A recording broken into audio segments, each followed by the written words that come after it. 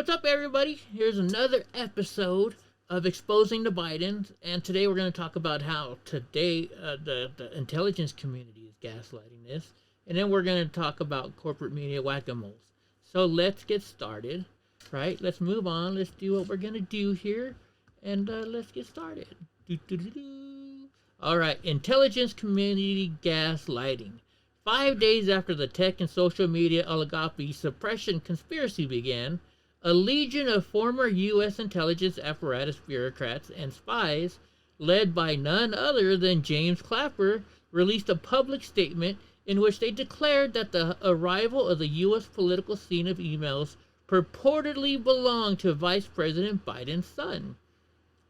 Hunter, right? So much of it was related to his time serving on the board of the Ukrainian gas company Burisma.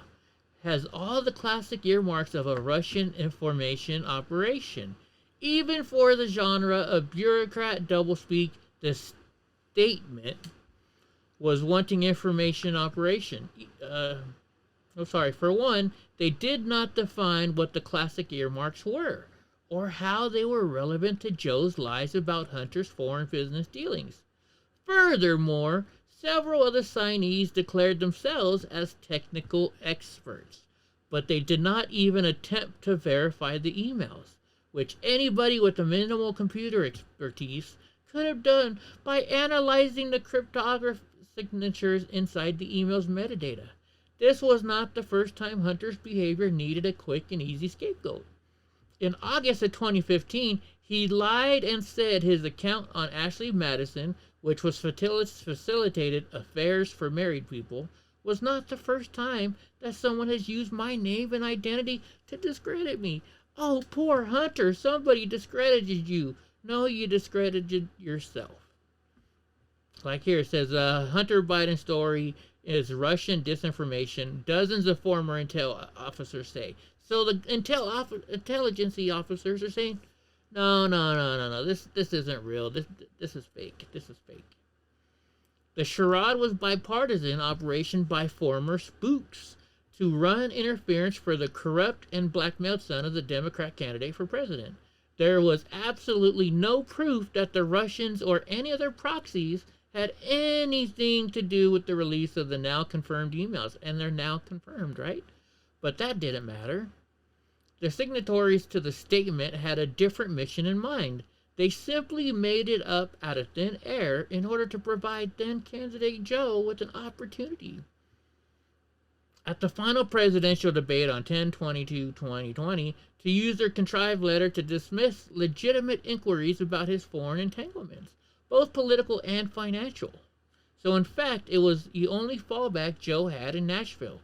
He said, look, there are 50 former National Intelligence Agency folks who said that what this is, he's accusing me of, is a Russian plan. It's all Russians. Blame it on the Russians. How come the Democrats always blame everything on the Russians? A full copy of the statement is in the endnotes of this section of this report. And we're going to have all the details down below, right? Here he goes. What does this one say? He's being used as a Russian pawn. He's being fed information that is Russian. That is not true. And then what happens? And then you find out that everything is going on here is about Russia. I don't understand why this president is unwilling to take on Putin when he's actually paying bounties to kill American soldiers in Afghanistan, and when he's engaged in activities that are trying to destabilize NATO. Because he's Joe Biden. All right, corporate media whack-a-mole. The third prong of this investigation was to get national papers of record to cast doubt on Hunter's emails and otherwise tamper with the stories that were expectedly proliferating about them. Greg Sargent at the Washington Post declared the New York Post story a fake news vital scandal. To bolster his claims, Sargent used, you guessed it, another Washington Post story in which Hunter Biden's attorney, George Messerez, declared that Joe's dinner with Hunter's foreign business partners never happened.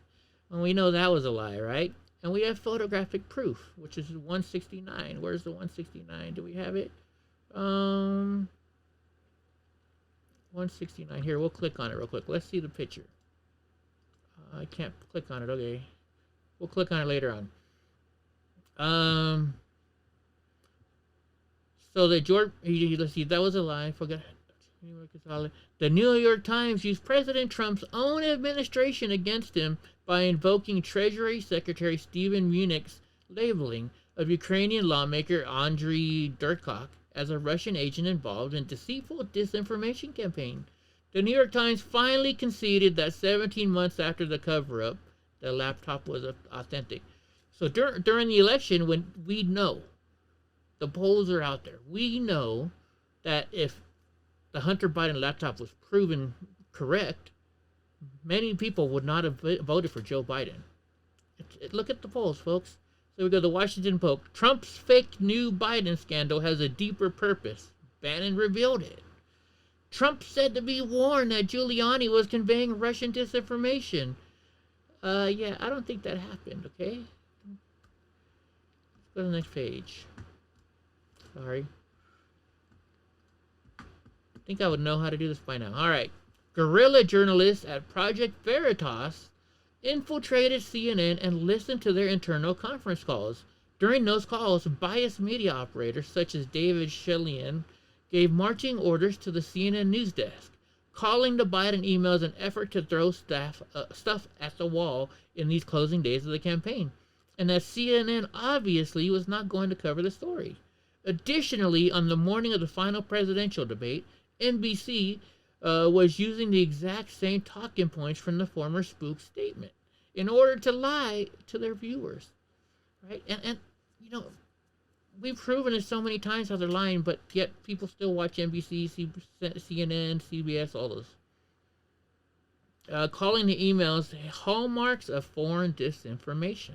On the CBS This Morning show, John Dickerson and his co-panelists shrugged off the Biden family numerous scandals, asserting that they didn't think it was a great deal with voters. Well, we know now, had voters known, they would not have voted for Joe Biden. So here you go, David Shalian. Obviously, we're not going with the New York Post story right now on Hunter Biden. Biden to be sworn in as 46th president tomorrow.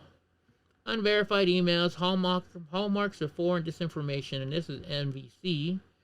The final face-off, Dickerson versus Brennan on candidates' performances, blah, blah, blah, blah, blah. All right, let's go to the next page.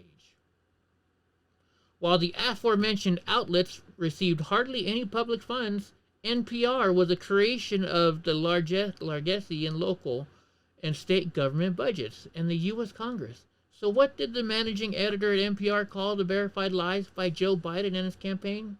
A pure distraction that was not really a story, even though the acting director of national intelligence stated that no intelligence existed to suggest that the Biden laptop was a result of foreign influence.